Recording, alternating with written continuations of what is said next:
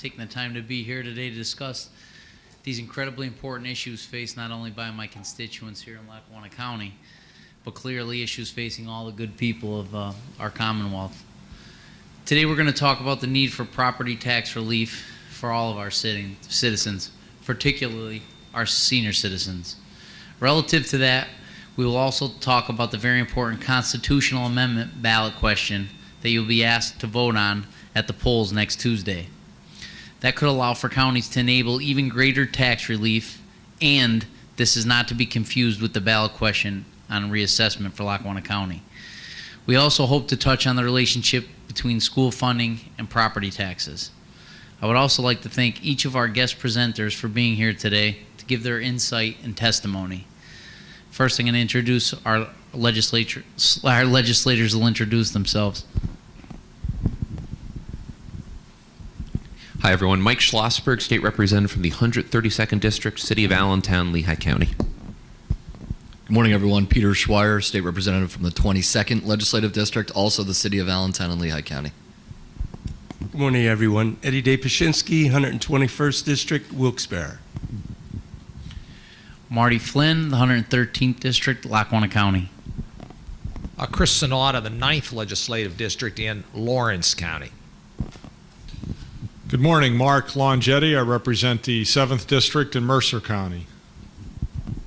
Good morning, I'm Dom Costa. I represent the 21st District, City of Pittsburgh, Allegheny County.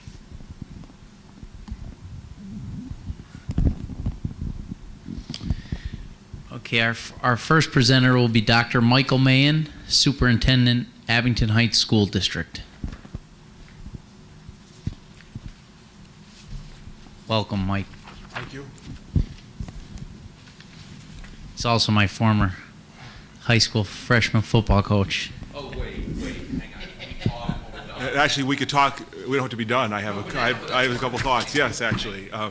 So first, I do want to say it's a privilege to participate in today's hearing regarding property taxes and their impact on public schools. The issue is of great importance to the Abington Heights School District and its community. The Democratic Policy Committee deserves tremendous credit for joining us here in Lackawanna County. Your presence requires both time away from your offices and time away from your homes and families. Your efforts not only to address an important public policy issue, but also to include us in the conversation are a great testament to your commitment to the people of Pennsylvania and our region. And as mentioned, I do want to especially acknowledge Mr. Flynn, a former student of mine, excellent student, accomplished athlete, and perhaps little known is the fact that over 4 years in his high school career, he never missed a single day. That is true. Perfect attendance for 4 years in high school. So, Pennsylvania is flat broke by almost any measure and getting more broke by the minute. The Commonwealth's short-term budget is structurally imbalanced. Our medium and long-term liabilities are immense and growing. Perhaps worst of all, our demographics are shifting at a rapid rate, with a spike in elderly Pennsylvanians in need of services occurring in tandem with an alarming decrease in younger citizens who generate revenue to support those services. If Pennsylvania were a public company, make no mistake, its board would be looking for a buyer. It is encouraging, however, that members of the Democratic Policy Committee are here today because you know that Pennsylvania is not a company. Its leaders cannot simply walk away blaming prior generations for their poor decisions. Together, we must work to rebuild Pennsylvania's ability to serve the needs of its citizens by delivering on its statutory, constitutional, and aspirational obligations, especially as those obligations relate to public education. It's well known that our public schools are struggling. Tens of thousands of public school employees are out of work. A generation of teachers is being lost. Talented young people are not entering the field, as evidenced by the cratering of enrollment in Pennsylvania's teacher preparation programs. Taxpayers are being squeezed through their local property tax assessments, many of which have not been updated for decades. Lackawanna County, for example, finds itself nearly 50 years removed from its last reassessment. Recently, on a positive note, Pennsylvania's political leadership courageously reformed its perpetually troubled pension system, freeing future generations from the obligations that are currently and will continue to stifle the capacity of Pennsylvania's public schools to deliver the services so greatly needed by its students. According to the Pennsylvania School Boards Association, since 2008-2009, charter school tuition has increased 107%. Pension has increased 352%, and in contrast, all other expenses have gone up by only 6%. In Abington Heights School District, the pension increase during that period amounts to approximately $4.5 million. This added cost does not buy a single pencil or book, it does not buy a single gallon of gas for a school bus, or put a single teacher in front of the classroom. This added pension burden is in addition to the increasing costs associated with running a school district, especially the cost of providing medical benefits to our employees. How has Abington Heights responded to this challenge? Some in our region may view Abington Heights as an affluent district with significant financial resources. The reality is that in total revenue per student, Abington Heights ranks 465th of Pennsylvania's 500 school districts, although we rely very heavily on our local property tax. Abington Heights has taken drastic steps in an effort to remain a sustainable organization. Since 08-09, we've reduced our professional staff from 271 to 249, although we've had some decrease in student population. The district has privatized the management of its cafeteria operation. Employees who've been hired in recent years and all new employees work for a food service company, not our district. We began privatizing our custodial staff years ago, replacing retiring employees with people who work for an outside vendor. Currently, the maintenance and cleaning of 2 of our 6 buildings is handled entirely by an outside firm and its employees. The company's role will only expand as Abington Heights custodians and maintenance staff leave or retire and are not replaced. In addition to cafeteria and custodial functions, Abington Heights is also contracts for its clerical staff. A little over half of our secretarial positions in the district are staffed by district employees, a percentage that will decrease as current employees leave for their opportunities to move on elsewhere or retire. We've not made these decisions without serious consideration. The harsh reality is that there's a $20,000 savings for each secretary or custodian who is replaced by an employee from another firm. Abington Heights has also reduced the size of administrative staff. The district reorganized it and rebid all of its bus routes. Class sizes have increased. Maintenance projects have been delayed. Controlling and eliminating cost is critically important to the district. It's an important goal, however, only in that it allows us to focus our scarce resources where they belong in our classrooms. In addition to controlling costs, Abington Heights has regularly increased property taxes in each of the last 2 years. While the percentage increase in any particular year may not be large, any increase is unmanageable for the many who struggle to pay their current tax bill, much less a higher one. In spite of all these efforts, Abington Heights experienced a structural deficit in each of its last 2 audited years. The cost and demand for our services keeps increasing. All districts will continue to do what is possible to maintain services while delaying their arrival at insolvency's door. As a practical matter, Pennsylvania is not in the position to offer substantial increases in subsidy to its districts, since the pension and other fiscal constraints faced at the local level are equally acute for the Commonwealth. There are, however, some policy initiatives that would assist school districts in addressing their challenges. There are also other policy initiatives that would make those initiatives more challenging. According to a 2015 report by the Washington Post, Pennsylvania's poorest school districts spend 33% less per student than its wealthiest districts. There's a great amount of inequality in Pennsylvania. The elimination of property taxes is an appealing concept. Yet, as presented in Act 76, the distribution of revenues is misguided. Act 76 would result in a great shift of state subsidies from poorer communities to more affluent ones. In support of this point, the following Lackawanna County school districts rank in the bottom 5th of the state's 500 school districts in total revenue per student. And all of these are from Lackawanna County. Carbondale, 413 out of 500. Abington Heights, 465 out of 500. Mid-Valley, 467 out of 500. Lakeland, Dunmore, and Valley View, 495 out of 500 in total revenue per student.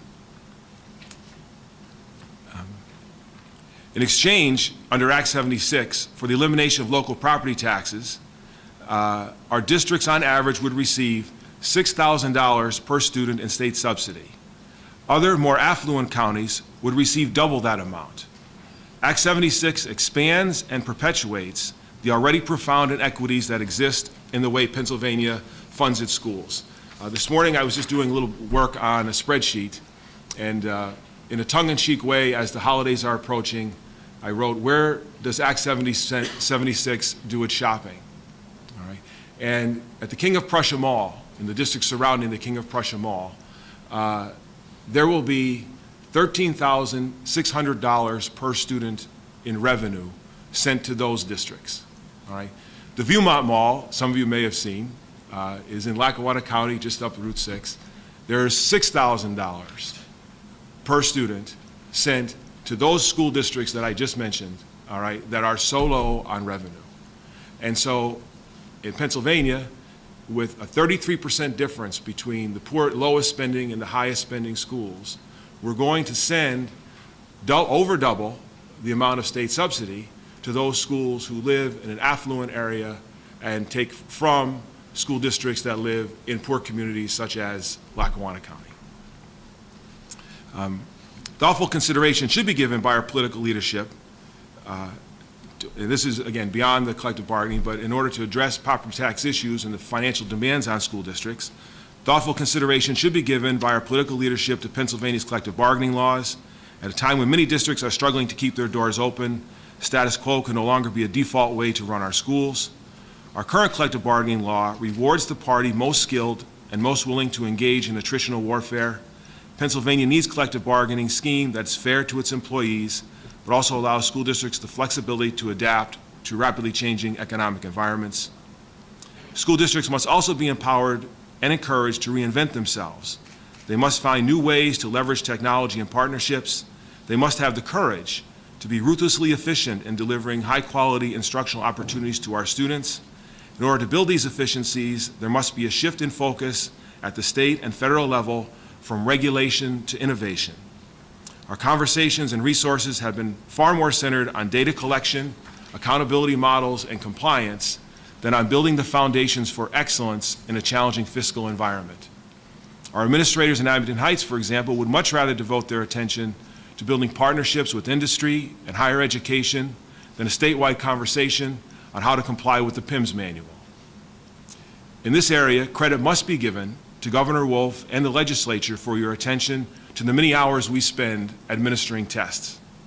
Secretary Pedro Rivera has also made great strides in making the Pennsylvania Department of Education more effective in serving the needs of our students. There is, however, much more to be done to encourage creative innovation at the local level in response to rapidly changing educational and fiscal environment and, in fact, our limitations to continue to raise property taxes. A great public education is a precious gift bestowed by a community on its children. Our districts are either on the brink or heading toward it. Drastic and immediate action is now necessary. It's my hope that the Democratic Policy Committee will use both its authority and its standing to inspire the difficult decisions necessary to sustain our public school mission. So thank you again for the opportunity to participate today.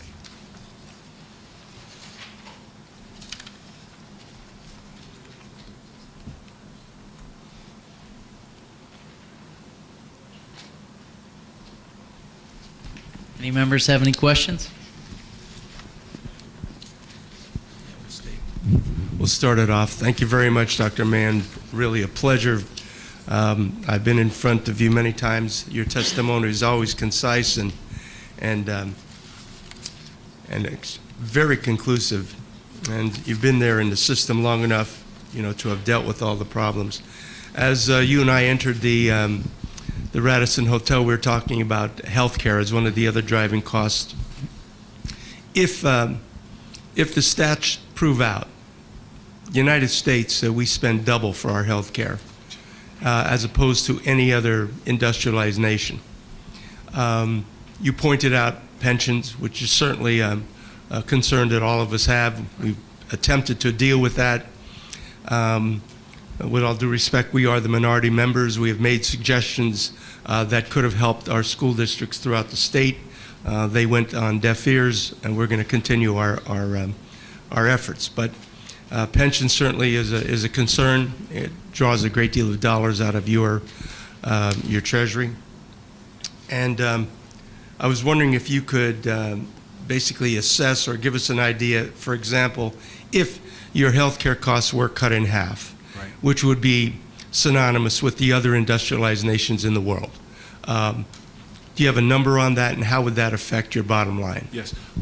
If our health care were to be cut in half, it would come very close to matching the increase we've had in pension. It would be very substantial. Health and benefits are a very large part. I think we spend over $6 million on a $50 million budget.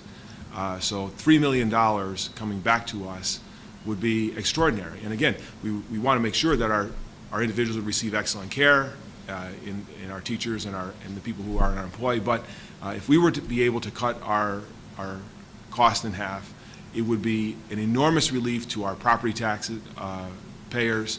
We'd be able to provide greater services to our students. It would really take and relieve the great pressure that has been building like a boiler on our finances and the finances of our public schools. And I appreciate that very much because, again, as we all struggle trying to deal with budgets, it's the outside influences that continue to drive the cost up. So I just wanted to identify, that one point. Second point that you made, which is really alarming. King of Prussia, $13,600 per student. Northeastern PA, $6,000 per student that the state provides. Definitely that equation, that formula that we've again tried to address with our colleagues on the other side of the aisle, has fallen on deaf ears. Fortunately, we've been able to make a change relative to the testing. That certainly will help, and it's certainly helped in the classroom and with the kids. So I want to make those 2 points very clear, and the formula itself needs to be addressed, and any pressure that we can put onto the entire legislature to address that thing in a timely fashion would be helpful. If we distributed that money differently, that would also balance out our school districts in Northeast Pennsylvania. Is that correct? I totally agree. And the problem, in my view, with Act 76, and I'm not here to argue in favor of property taxes. No one likes property taxes. But Act 76 says whatever you're levying in property tax now will be replaced by state subsidy. So in wealthy communities who are able to generate lots of local property tax revenue because of their circumstances will receive an enormous amount of state subsidy at the expense of poor communities who are not able to generate those types of dollars, and they will again replace what they've been spending, but what they've been spending has been woefully insufficient and unequal compared to wealthy communities across the state. So Act 76 on the back end, on the distribution end, will lock in the inequality in Pennsylvania, which is the most unequal state in the nation. And just by way of example, once Act 76, if it were to go into place, $6,000 per student we'd receive here, $13,000 per student in Montgomery County, which is where I pulled this number. And the overall per pupil cost in Lackawanna County are far lower in the first place than what's being spent in those other regions. So it's not pushing one against the other. The reality is that the distribution method is fundamentally flawed and hurts poor places, poor school districts, poor communities, even more than they're already hurting in a state where inequality is a huge issue already. Right. And not every community can have a Pfizer or a Merck in your backyard. So as a result, our responsibility, our constitutional responsibility is to provide a quality education system for all children in Pennsylvania, not just those that are awarded those facilities in order to provide those tax dollars. Right. You and your organization can play a major role in this by continuing your efforts, as you're doing today, making part of public knowledge that this is a concern and we need to deal with it. And I thank you very much for your And if I could just address Pfizer and Merck, the property taxes that Pfizer and Merck would no longer pay under Act 76 would be made up by those people who are paying increased sales taxes in Scranton, Pennsylvania. And that is, again, a fundamental concern that I have with the legislation. Well, that point is perfect, because they've estimated it's at least $3 billion that those major companies would receive. It's basically a gift to them. They would no longer have to pay that, and you're right, everyone else would have to make that up. But thank you. I know there's other questions, so I'll pass the mic on.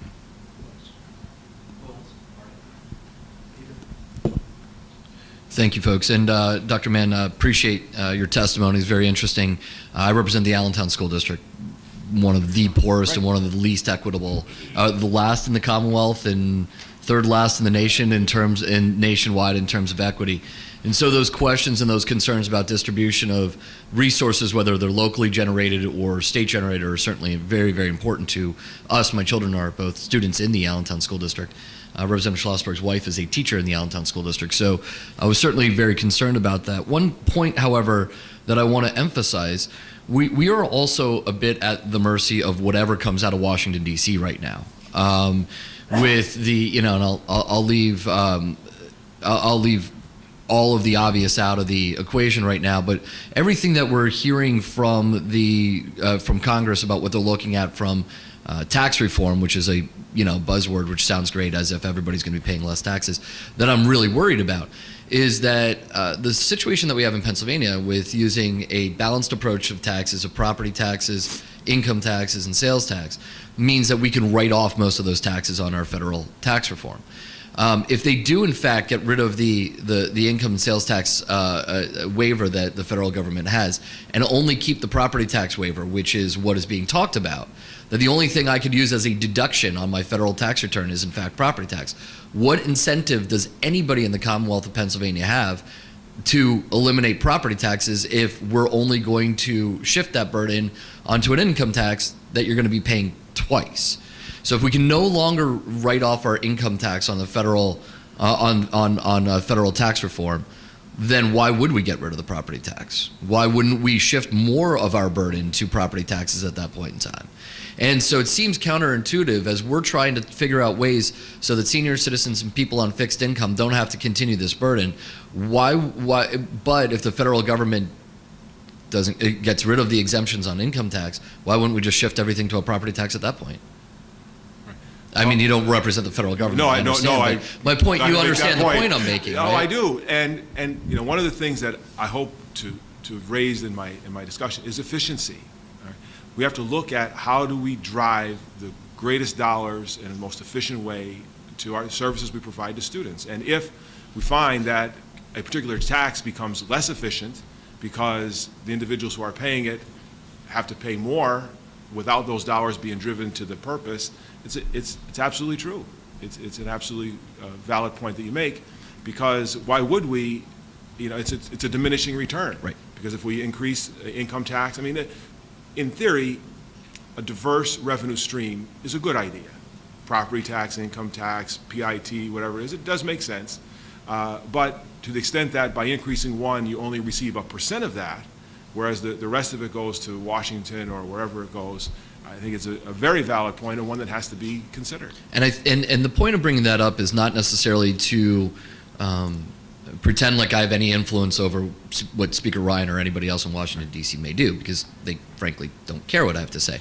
But my point is, people have been talking about elimination of property taxes for 4, 5, 6 decades. I'm 39 years old. I'm not the smartest guy in the world, but I can understand that at the very least it means it's complicated at the very best. And so I think as we collectively move forward in going down and looking at different proposals, I think I don't want to speak for my colleagues, but my goal, and I think a number of my colleagues share this as a goal, is to keep it as simple as possible, put more money in the hands of the most at-risk people, or senior citizens, or people on fixed income, so that they can stay in their homes longer and enjoy the retirement years without having that excessive burden, and try to get out of all of the winners and losers and all that stuff, and just realize that our goal is to make sure that these folks have the opportunity to stay at their homes, and see if there's an easy, efficient way of just being able to accomplish that goal.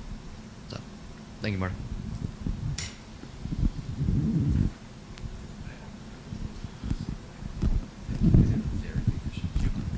Thank you very much, Dr. Maen. You and I have been in each other's office a number of times talking about this and about a number of education issues. But the issue of, and I'll ask this to Mr. Rinaldi as well later, but the issue of, I see you brought up charter schools, with cyber charter schools and the payments. Two-part question. Do you feel that there is a place for cyber charters, number one? Number two, how does the current allocation of money that the state pays to those schools and that you pay to support those schools, how much of a burden is that?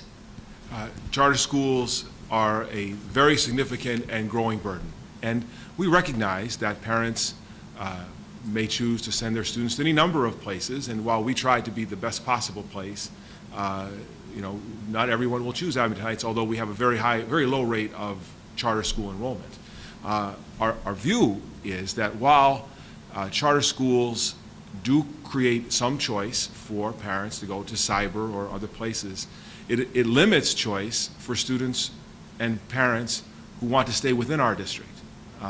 There is, and while we have our own difficulties and our own challenges for sure, all right, there is an efficiency, as we spoke about before, of a single school system, all right, and an accountable school system that is responsive to the voters, that has data that's being produced where it can be measured, and has the opportunity, again, to deliver services in a way that is focused.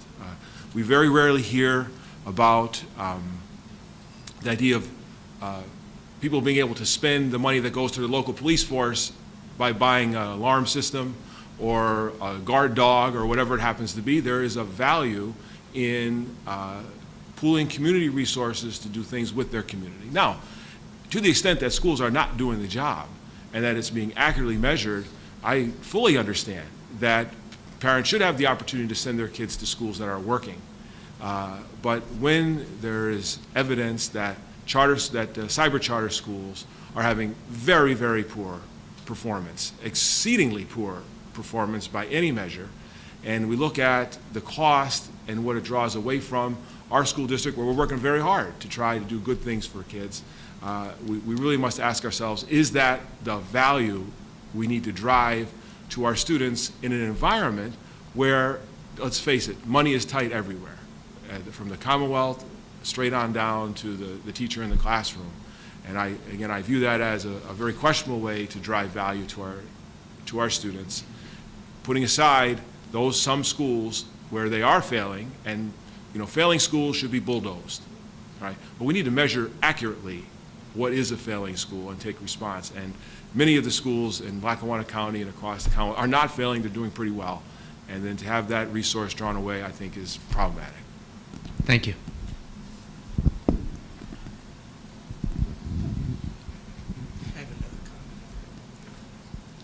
Anybody down here? Any questions? Eddie Day.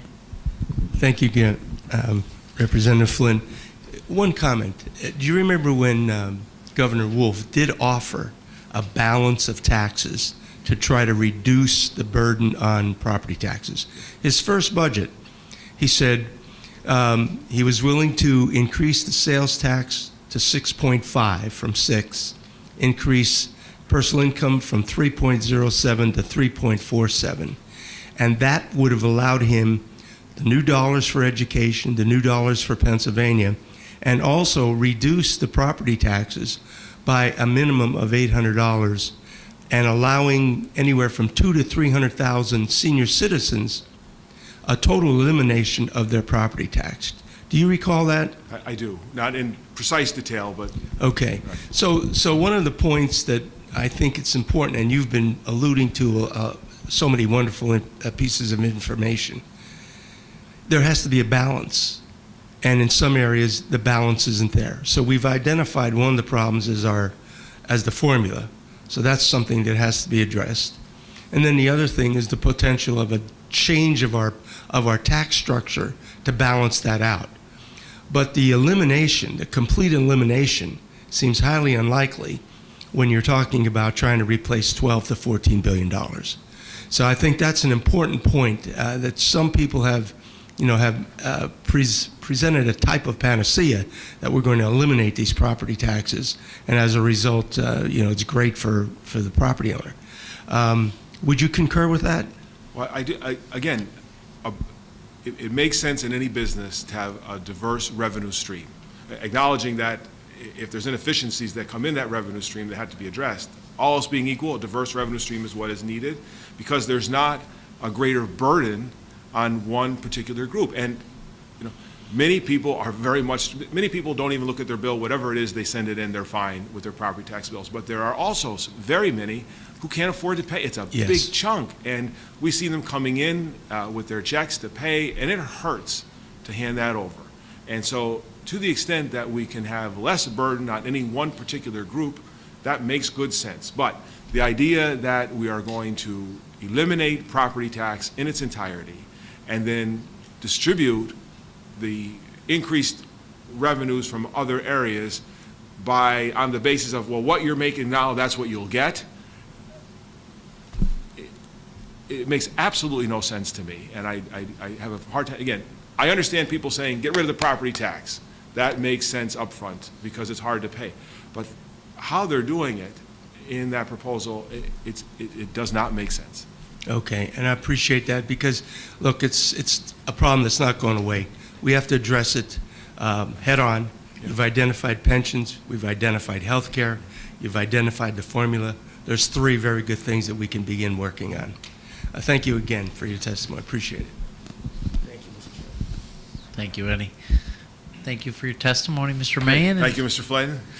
Very much appreciate it.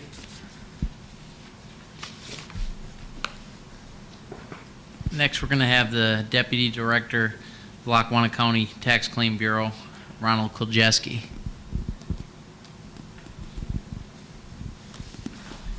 Good morning, Ron. Good morning.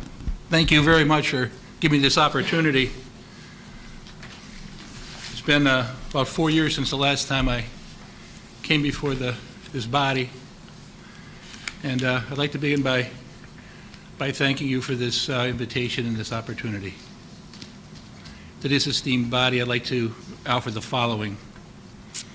I'm the Deputy Director of the Lackawanna County Tax Claim Bureau, and I come before you today to speak about the need for property tax reform in our Commonwealth.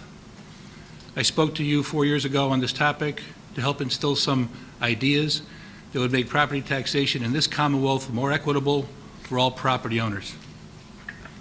It is my belief then, it is my belief now, from over 30 years of being a practitioner in the field of real estate appraisals, assessment, and taxation, that we have a tax system that is in desperate need of reform. Not only does the current system need it, the entire Commonwealth begs for it. Let me begin by saying that the current assessment laws of the Commonwealth that prohibit arm's-length transactions from being used as a means to set current market valuations on real estate are counterproductive to the meaning of fairness. These spot assessment prohibitions should be amended either by state legislation or referendum. All transactions that are reportable to the State Tax Equalization Board and used as valuation factors in promulgating annual county valuation factors, known as STEB rates, should also be the driving factor for assessment change for a specific property within that county. This would act as an equalizing factor within the county regardless of the predetermined ratio being used at the time. It will also aid in keeping property assessed at a fair market value, which in itself is the objective of the premise of tax fairness. Let me also say that as a matter of practicality, when a county does a comprehensive evaluation of property for taxation purposes and the values are certified, the aggregate values within that county under this current system, it only takes weeks for it to be out of unity. This happens because of structural changes in properties, changes of use of the properties, the arm's length transactions I spoke to earlier, and just the normal sale process. By giving counties the ability to change assessments on an arm's length transaction would act as a positive factor in promoting fairness and unity. Another area of concern excuse me, Another area of concern is that of senior citizens paying property taxes for school direct district operations. Currently, the property tax system assigns millage rates to assess properties for municipal, county, and school district taxes. Many seniors on fixed incomes are losing the ability to pay their taxes on a current basis due to increasing property millages. Millages are increasing not only for municipal services, but for school operations. We are seeing on an annual basis that property tax millages are increasing 3 to 5%, yet senior citizens' transfer payments from pensions and Social Security are not increasing at all, or possibly 2%. This is causing many seniors to become delinquent in paying their property taxes, which could result in a sale of the property under the real estate tax sale law. It can also result in the same property owner being ineligible for participation in the Pennsylvania Department of Revenue property tax rebate program. Many seniors rely on the rebate program to help stabilize their daily quality of life issues with limited personal assets. That brings me to a point of reconciliation. I've reviewed the 18 pieces of legislation that are currently working their way through the House to deal with property tax reductions, senior citizen school tax freezes, the prohibiting of property taxes, and the deferral of property taxes, etc. The list goes on and on. The point is that it has been recognized by many members of the House that the problems I outlined earlier actually exist and should be addressed. However, some of the bills, like House Bill 1396, seem to be in competition with the law provisions already existing. For instance, under Section 502 and 503 of the Pennsylvania Real Estate Tax Sale Law, deferrals can be given to the elderly and disabled property owners by the county commissioners passing an ordinance to embrace the existing Retzel provisions. In Lackawanna County, we have passed such legislation and are currently implementing a program that includes application reviews by the Area Agency on Aging and the Scranton-Lackawanna Human Development Agency in conjunction with my office, the Lackawanna County Tax Claim Bureau, for program participation.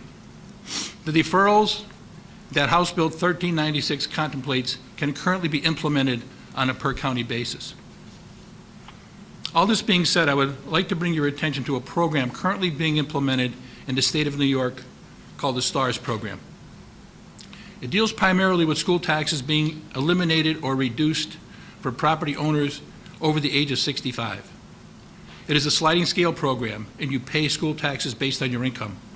A property owner with low income may pay no school tax, while a senior with higher income may pay 100% of school tax. Those property owners continue to pay for local public safety, public health, and county social services. They do, however, get an equitable consideration for school taxes based on their income. I'm acutely aware of the importance education has in our society. It is one of the most important responsibilities we have in preparing our children and grandchildren for the future. We must endeavor to give them all the resources necessary to help them become a well-rounded individual, both academically and socially. The public education experience provides that venue, and we should do nothing to inhibit that experience. However, we must also deal with the equitable distribution of the tax obligations associated with it. School taxes make up the highest percentage of the individual property tax bill. In Lackawanna County, school taxes range from 46.9 to 66.4% of the total tax bills.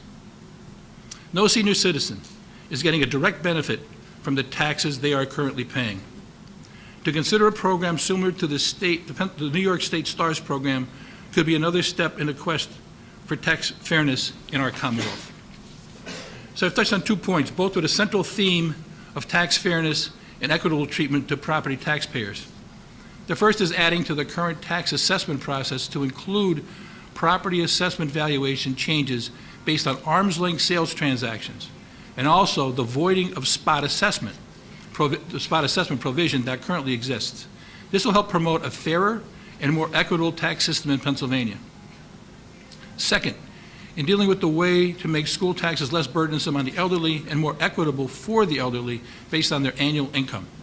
Although the first is relatively budget neutral and basically an administrative and legislative fix to the existing law, the second is not budget neutral and merits a discussion on how can this sliding scale STARS program the STARS Light program be paid for. Therefore, the question must be discussed as to how to close the gap if this type of program is implemented. As I said in 2013, considering reintroducing House Bill 2018 of 2007, as presented by then Representative Robert Freeman, 136th Legislative District, and expanded to include all school districts in the Commonwealth to share in a portion of the liquor taxes imposed during the cleanup and rebuilding of Johnstown due to the flooding. In 2016 and 2017, there was $361.8 million collected in Pennsylvania on liquor taxes and $24.6 million collected in malt beverage taxes, for a total of $386.4 million. The tax on malt beverages has not been raised since 1947 and currently levies a 1-cent tax on a 16-ounce malt beverage in Pennsylvania. In 2016-17 year, there were 2 billion 16-ounce malt beverages sold in this Commonwealth. This generates approximately $20 million of revenue based on the current tax rate.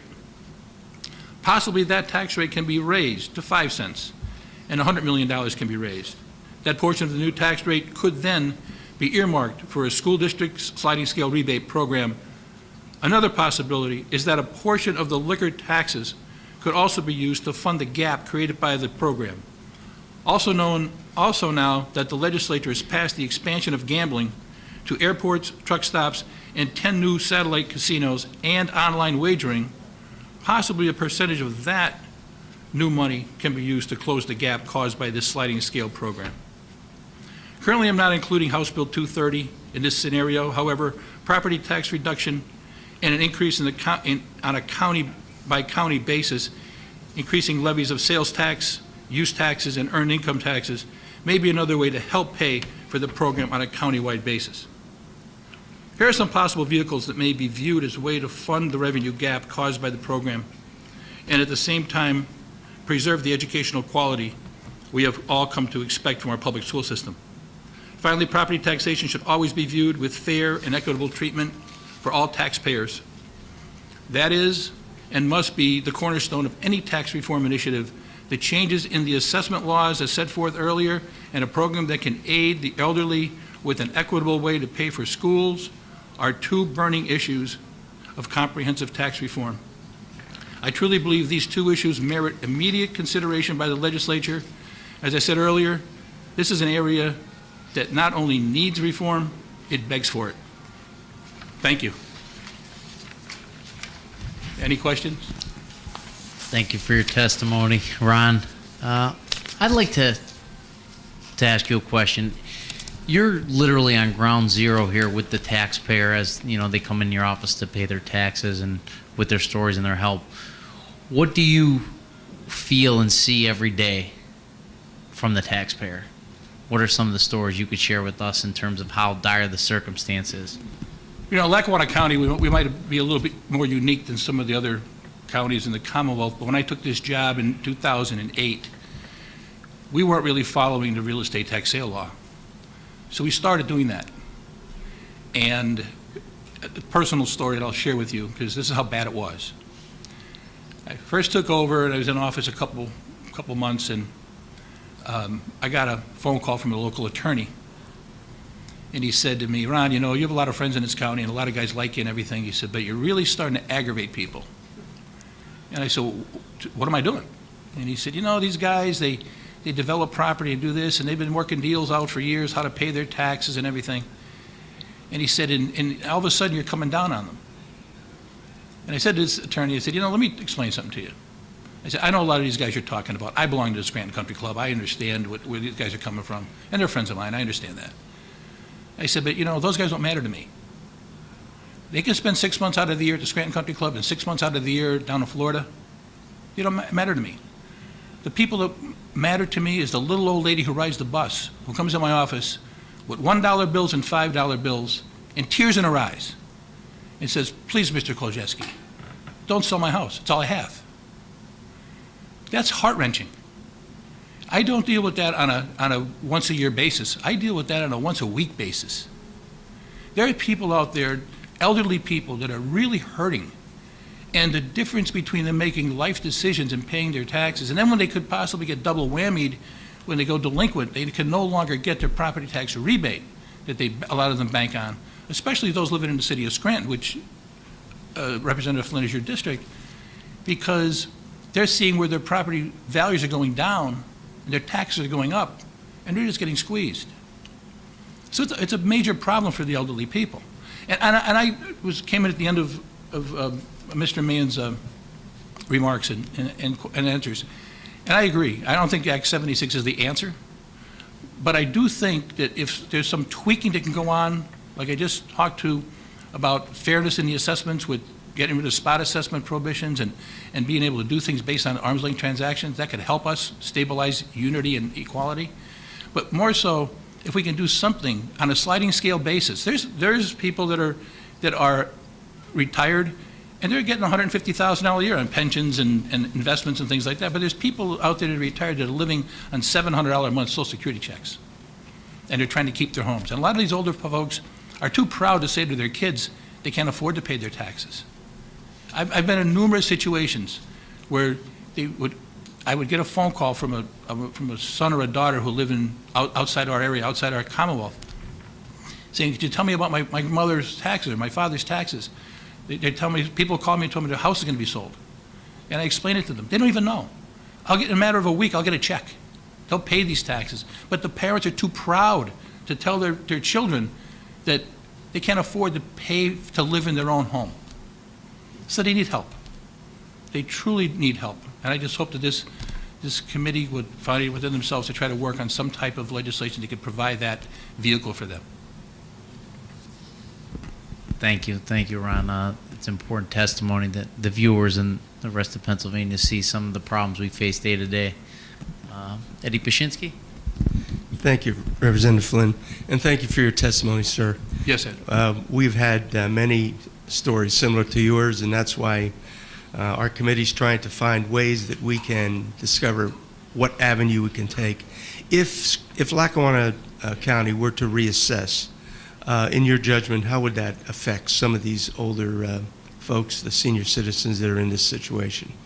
Because of the not having a reassessment in approximately 50 years, a lot of these people have that original assessment because they haven't added any, as I'll call it, sticks and bricks, any square footage to their homes. But they've maintained them. They put in new windows, they put in new siding and insulation, and upgraded their interiors and things. So that doesn't merit a reassessment. But when that base year gets moved from 1968 to 2017, that assessment will go up. Now, accordingly, millages have to go down. But if your assessment's going to go up and that 1/3 that are going to pay higher taxes, I really believe that a lot of those people will be faced with higher taxes. Okay, because we went through that in Luzerne County, and generally it's 1/3 go up, 1/3 stay the same, and 1/3 reduced. Okay. More about the STARS program. Strictly based on income? What I found is about STARS, it has to do with age of 65, and there's two parts to it. There's a basic and an enhanced part. Both of them have to deal with income. I actually brought a handout if you'd like to have it. I'd be more than happy to share it with you. Not that I did that much research, but I got it off the internet. And, Okay. I do have it. That's like fine, that. and I appreciate that. We'll take that up with the committee, but very interesting on that. And I don't know whether you were here before when Dr. Maen was speaking, but we've identified a few areas that need to be changed. One of which is the funding formula itself is not correct, and distribution of those dollars would help reduce some of the burden, especially in Luzerne and Lackawanna County. But thank you very much. I appreciate it. Any other information you want to provide us, we certainly would welcome. Thank you. I think right now what I said and any other questions you might have, I'm more than happy to answer. I have about 35 years experience in this business, not in tax claim, but in real estate and assessments and things like that. I'm a certified property evaluator in Pennsylvania. I'm also a certified property appraiser in Pennsylvania, as well as a broker, real estate broker. So I have a lot of experience in this area, and I see this every day. And as Marty asked the question, I try to point out to him, this is many seniors are faced with this problem. We are aware of that. It should be dealt with. How about the spot assessment? Can you give us an example of how that would work? Yes, absolutely. Right now in the Commonwealth of Pennsylvania, if you sell your house at an arm's length transaction, willing buyer, willing seller, not a distressed sale or anything else, that sale is reported to STEB to promulgate the common level ratio and your STEB rate for the next year. When that happens, you're creating a new fair market value. If you're creating a new fair market value at that time, the property should be reassessed at that time. That's going to be about 35% of your nucleus. If you can do that, you're making a large step toward keeping unity in the system. The other part of the system is when someone takes out a permit to add to their property, if they're building a garage or if they're building an addition to the house or things like that, then you have an opportunity to reassess that property. So that's probably another 25 or 30%. So when you put those two together, you can shrink the problem down to about 40%, just by moving two things. One, doing the spot assessment, and having the opportunity to reassess based on an arm's length transaction sale. Well, thank you very much for your testimony and also your offer to continue to be a resource for us as we deal with this issue. Thank you very much. I have to be. Sid Kavulich will throw me out of the 114th district. Any other questions? Once again, thank you very much for this opportunity. I truly appreciate it. Thanks, Ron.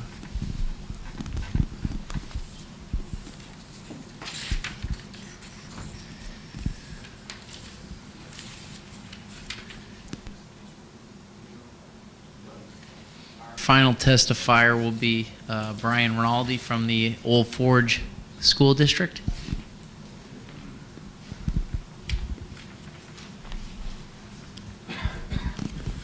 Welcome, Brian. Good morning. Thank you. As Mr. Flynn said, my name is Brian Rinaldi. I'm the business manager at the Old Forge School District. I'd like to thank Mr. Flynn and the rest of our legislators in attendance for having me here this morning. For those of you who aren't familiar with the Old Forge School District, it's significantly different than the Abington Heights. It's one of the few remaining one town, one school districts in Pennsylvania. Like most other school districts in Pennsylvania, we face many of the same funding challenges. Trying to deal with budgetary constraints and provide quality education for our students. My testimony this morning will be from the business manager's perspective. As a Lackawanna County resident and owner of several properties in Northeast Pennsylvania, I am personally in favor of the tax elimination. Who wouldn't want to entertain the prospect of reducing or eliminating their taxes? But as a school business official struggling to meet those budgetary requirements, the rising costs of health care, PSERS, special education expenses, upgraded technology, core curriculum-aligned textbook series, aging infrastructure, and other faculty-student needs, I can recognize the struggles that face many of the school districts when dealing with funding issues and facing the prospect of eliminating or greatly reducing property taxes. Although the challenges may differ from district to district, many of the factors are the same, including your size of the district, geographic location, or socioeconomic status of the people living in that district. But a lot of the factors are very common to all the schools. I'll use, for example, the school I'm most familiar with, the Old Forge School District. In the 16-17 school year, we had realized a little over almost $5.6 million in collected property tax revenue and about another $646,000 in delinquent tax collections. That represents about 46% of our total revenue and equates to about $6,350 per student. The Department of Education calculated our tuition costs at about just around $9,100 per student. So you can estimate that 70% of that tuition cost is coming from our taxpayers, and about another 30% is coming from state subsidies. Since around 2010, many districts in Pennsylvania had to rely on property taxes to generate additional revenue needed to fund their education. According to the Pennsylvania Association of School Business Officials, districts rely on property taxes to generate about $1,000 in revenue per student, while other districts within the Commonwealth need their property tax payers to provide sometimes over $20,000 per student. Property tax elimination would require the state to then distribute other tax revenues to the school district and determine which of those students deserve more revenue than others. In 2016-17, the Pennsylvania Association of School Business Officials did a survey, and of the 355 schools that responded, 85% planned to raise taxes. PASBO called the results of that survey the worst outlook for public schools of any of the previous surveys. Of that 85% that planned to raise taxes, 36% of those districts also petitioned Pennsylvania Department of Education to go above the Act 1 index. So the reason, according to the association, for the need to raise taxes was the cost of increasing mandates. So what effect would property tax elimination or even a significant reduction have on Act 51 when with the Basic Education Fair Funding Commission? The commission released a statement in 2015 that said the lack of a permanent state funding formula for education has provided an unbalanced distribution of state funding to school districts and does not match the needs to educate students. The Commission recommended that the General Assembly adopt a new formula for distribution of state funding for basic education. The formula used 3 specific factors relevant to each school district that considers the differences throughout the many districts in Pennsylvania. Those 3 factors were a sparsity size adjustment, which took into consideration small rural schools and the costs that affect them, median household income, which is pretty easy to understand, and the final piece was the tax effort capacity index, which, according to the Commission, recognizes the district's ability to generate local tax revenue compared to the state median. So it seems that property tax elimination or a great reduction in property tax would probably nullify the school funding formula, since that one main component would now be removed from the factor. The Basic Education Funding Commission's work towards a fair funding formula has grown from the obvious and already talked about inequity that's evident in the disparity of state funding for school districts.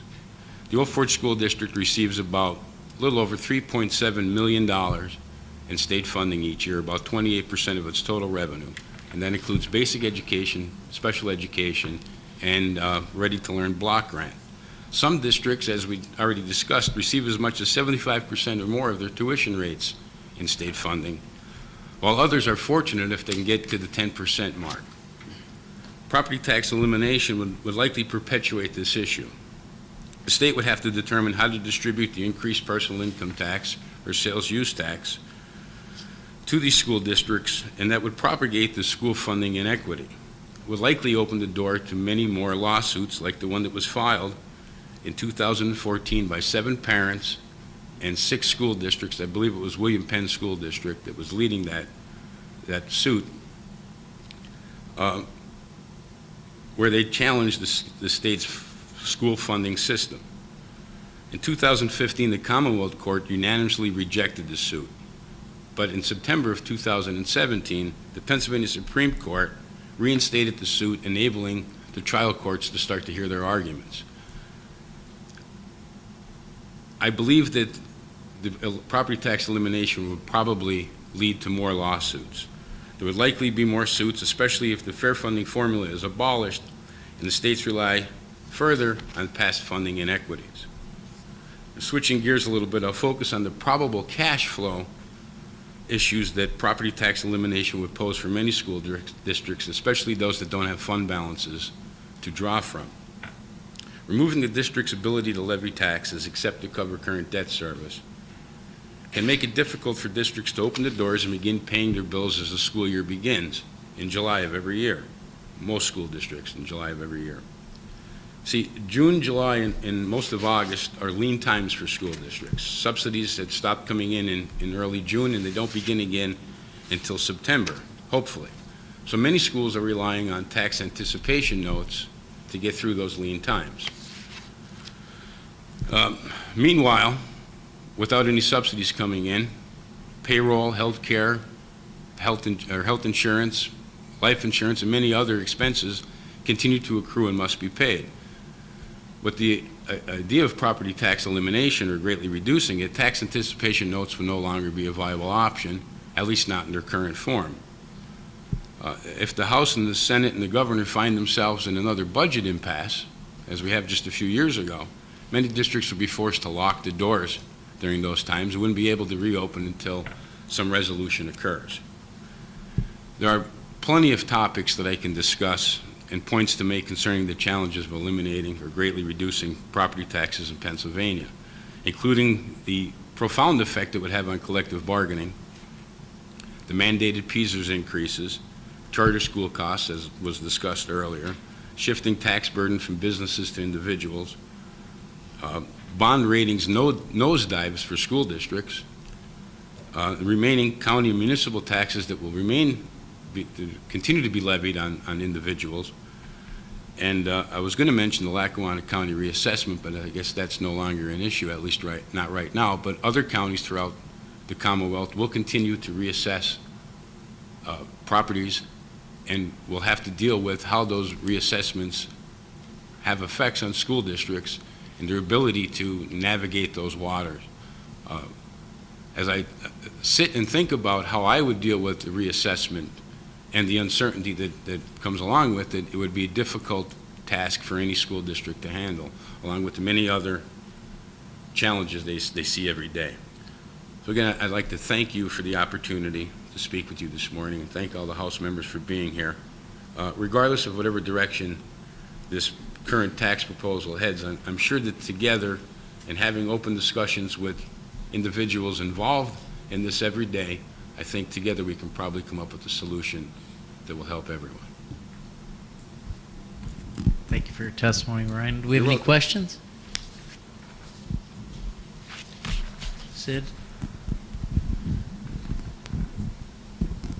Again, as I mentioned earlier, and as you alluded to, the question regarding the charter schools, the cyber schools, how much of a burden is that as a business manager on a school district like Old Forge in terms of, number one, in terms of money, actual cash, and also in the fact that there's no mechanism if a student moves out of the district to police that, where you're still paying, even though that student doesn't live in your district?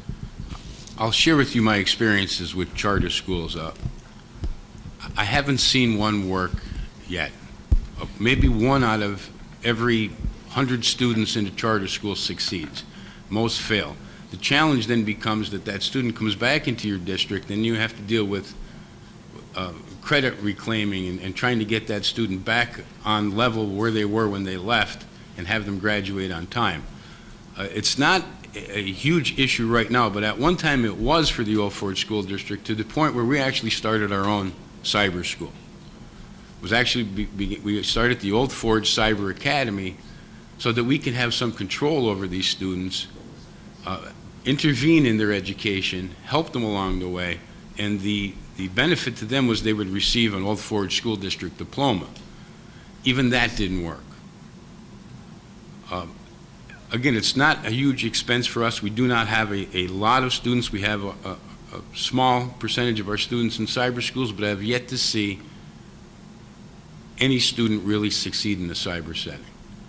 So for larger districts, I'm sure it's much more of a burden. It was for us at one time. We tried to offset it by starting our own cyber academy. It worked for a little while, but it still is very difficult for the student to succeed.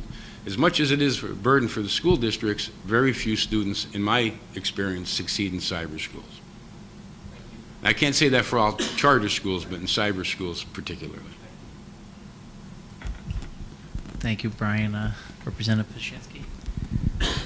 How about a little discussion on the referendum, the ballot? Many people have the misconception that if this passes, it will eliminate the property taxes. There's been that discussion out there, and I don't want people to have false hope. Right. Without enabling legislation, whereby the state would have to pass a bill that would allow the local municipalities then to raise personal income tax or sales tax. Have you had any discussion with the officials, people in your surrounding communities, or a position on this? I've had a few people approach me and ask me for some input on it. I explained to them that in its current form, that it is more tied to the homestead exemption, and I don't believe that most people even know it's on the ballot, to be completely honest with you. I haven't seen much of an effort to educate the voter that it's there. Those that do know it's there don't fully understand what it means. They just believe that it's going to eliminate their property taxes. I think it's been challenged in Lackawanna County right now by the other ballot referendum being determined to be null and void, and I think you're going to have a difficult time having people turn over that ballot. We're still on a paper ballot in Lackawanna County. I think you're going to have a hard time getting people to even know that it's there. I think what typically happens is it doesn't matter how many people actually fill in that oval or vote for that referendum. What's only that's going to matter is those that say yes versus those that say no. I think you would have had a lot more consideration for it had there been a greater effort placed on educating the voter on what it really means. And it's unfortunate, again, because of that lack of education. Most people think that if they vote for it, they're going to have their property taxes eliminated, and of course that isn't true. But thank you very much for your testimony and for your good work. Thank you. Thank you. And that concludes our hearing.